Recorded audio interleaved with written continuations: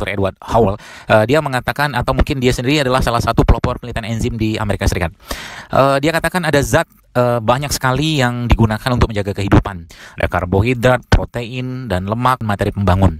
Sedangkan kata beliau ya, enzim sendiri adalah kontraktor. Artinya dia yang membawa atau memiliki materi tersebut dan membangun bangunan tubuh. Jadi enzim sendiri teman-teman sekarang berperan dalam menguraikan nutrisi dalam makanan yang kita makan dalam bentuk yang mudah dicerna.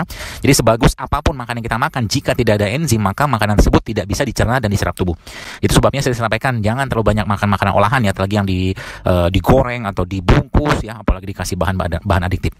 Nah, enzim sendiri menguraikan karbohidrat dan protein yang dikandung dalam makanan untuk kemudian menjadi glukosa dan asam amino agar dapat diserap tubuh dengan mudah dan dia diubah menjadi energi yang kita perlukan. Jadi kalau ada orang habis makan itu nggak berenergi, maka makanan itu sebenarnya sudah nggak ada energi lagi gitu lah. Mungkin karena banyak pengolahan atau mungkin bahan aditifnya atau enzim yang makan tadi itu sudah berkurang drastis, akhirnya tubuh mengistirahatkan seperti itu. Tidak hanya itu saja ya, enzim sendiri adalah zat yang diperlukan untuk membuang ampas dan zat-zat yang tidak berguna dalam tubuh kita. Jadi singkat ceritanya enzim itu sangat dibutuhkan untuk menjaga kelangsungan hidup dan kesehatan kita. Selain itu, enzim membantu meningkatkan fungsi kekebalan tubuh. Jadi fungsi sel-sel imun itu terbentuk oleh enzim yang terdapat di dalam sel imun itu sendiri. Sehingga jika enzim imun menjadi aktif, maka kekebalan tubuh akan meningkat. Jadi misalkan sel natural killer tuh, dia membuat lubang di membran sel kanker dengan enzim pengurai disebut dengan perforin. Melalui lubang tersebut, si enzim pengurai protein disebut dengan granzim itu dikeluarkan dan meleburkan sel kanker. Misalkan seseorang ada, mohon maaf, menderita kanker seperti itu, dia akan dihancurkan juga kalau dia mengkonsumsi makanan yang penuh enzim.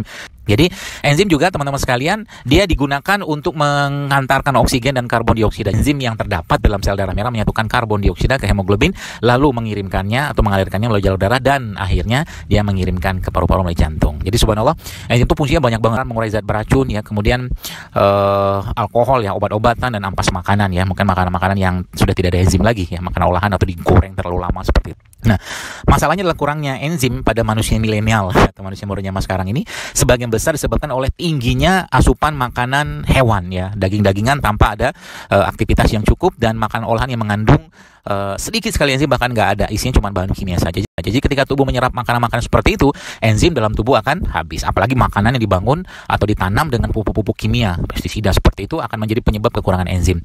Selain itu, keletihan berlebih, stres dan kekurangan waktu istirahat juga bisa mengurangi enzim dalam tubuh kita.